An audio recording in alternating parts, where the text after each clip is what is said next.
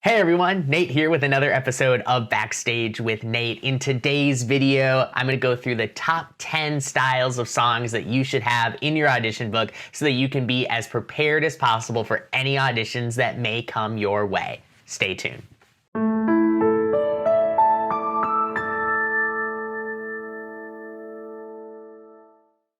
As a musical theater performer, building your audition book is one of the most challenging things that you're going to do because we hear all different kinds of styles that need to be in your book. I know this list is going to conflict with that of some other coaches that are out there, and there are some amazing resources out there on the web of what types of songs you should have in your audition book. From my experience, not only as a performer, but as a coach, these are the types of songs that I see being used most often. But remember, your book is yours, and you want to make sure that you have the types of songs that you need. This is just a starting point. So without further ado, let's get to the list. Actually, I forgot something. You're probably going to want to have a ballad and an uptempo in most of these categories. A ballad tends to be a little slower, a little more emotion driven, and usually tends to tell a story, whereas an uptempo piece tends to be a little faster, a little more energetic, and tends to be slightly on the comedic side. All right.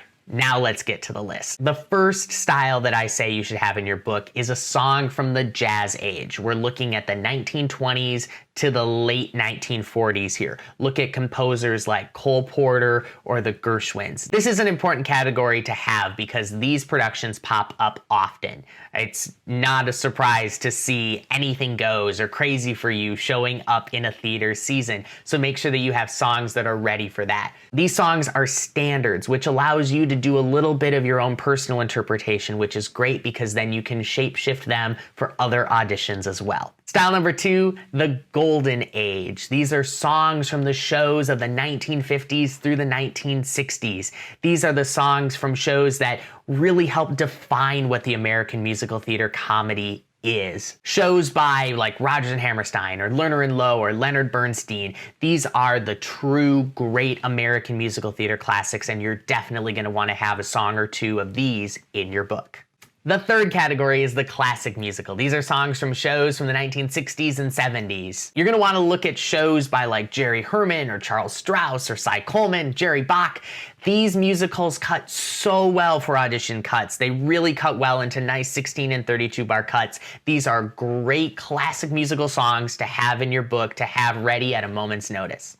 The fourth category is the pop opera category. This is right when the 80s and 90s hit their stride. You're going to want to look at show writers like Bubel and Schoenberg and Frank Wildhorn and Andrew Lloyd Webber. A lot of the great institutions of musical theater appear in this category. One of the traps with this category is that a lot of the songs on the supposed overdone list appear in this style. A lot of these shows are so popular because the music is so good. Check out some of these songwriters' lesser known works because they are really great acting pieces and they're really going to show your acting chops, which, as you know, is super important when you're in the room. These are going to be great pieces to look at, so make sure you have a couple of them in your book.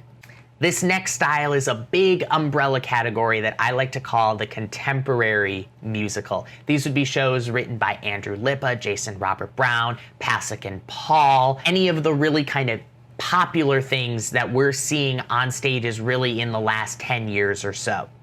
What's tough about this category is a lot of these shows tend to be very specific in their text. So make sure that the song still allows you to take the song out of context to perform it in the audition. This category also suffers from the same trap that the pop opera songs did. They are very, very popular. A lot of them are on the overdone list. So do your homework, try to find some less popular, but still equally as good pieces by some of these composers, and you're gonna have some great selections for your book. Style number 6 is a song for a Disney musical. Disney is so popular on Broadway. You're gonna wanna make sure that you have a great selection in your book of songs that you can choose from to showcase your abilities to sing Disney-style songs. There are literally hundreds of songs in the Disney collection, so it's not going to be hard for you to find that perfect song that's going to showcase your ability to fit into any of the countless Disney musicals appearing all over the country. This next style is becoming more and more important as Broadway continues to change and evolve, and that is a pop rock song. These are the songs you're going to want to be using for the jukebox musicals, but even some more contemporary musicals are wanting to hear these pop rock style songs to showcase your ability to sing that kind of music. This is a really tough category to fill for a lot of musical theater performers. So what I always suggest is find a pop rock song that you love to sing, because that's going to showcase your personality in the room. If you don't know any pop rock songs, reach out to an audition coach or a rep coach. They're going to be able to help you. They're going to be able to help you find any of these types of songs that you need for your book. That's what they're for. If you're looking for a coach, you can find out information about scheduling with me on my website. The link is included in the description below. Style number 8 is the teeny tiny song. I took this idea from the amazing Victoria Clark, who suggested it in her auditioning masterclass. The teeny tiny song is a small song that really isn't vocally showy, but allows you to show your ability to play small and intimate. This is so important in the audition room because it shows your ability to play nuance. This is also a great song to have because sometimes you have to perform when you're a little under the weather.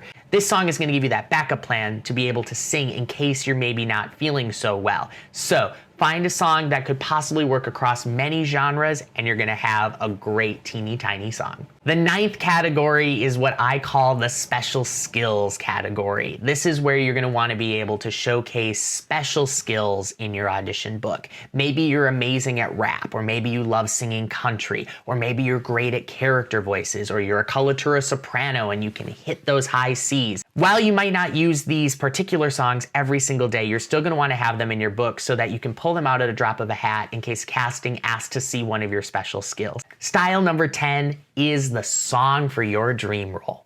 If you have a dream role, what song would you sing to audition for that role? It can be a song from the show or a song that you would use to audition for that role. This is a really great category to have in your book because, one, you have it ready in case that dream role audition comes up, but more importantly, it gives you a fantastic second song. So if casting says, what do you want to sing? You have a song that showcases not only your talent, but your personality as well. It's going to showcase your personality because this is a role that you have dreamed of playing forever. We all have that dream role that is so special to us, and that's going to allow us to showcase our personality in the room. And like I've said before, that's the most important thing you can show. Let every song in your book showcase your personality, and you're going to have a fantastic audition book.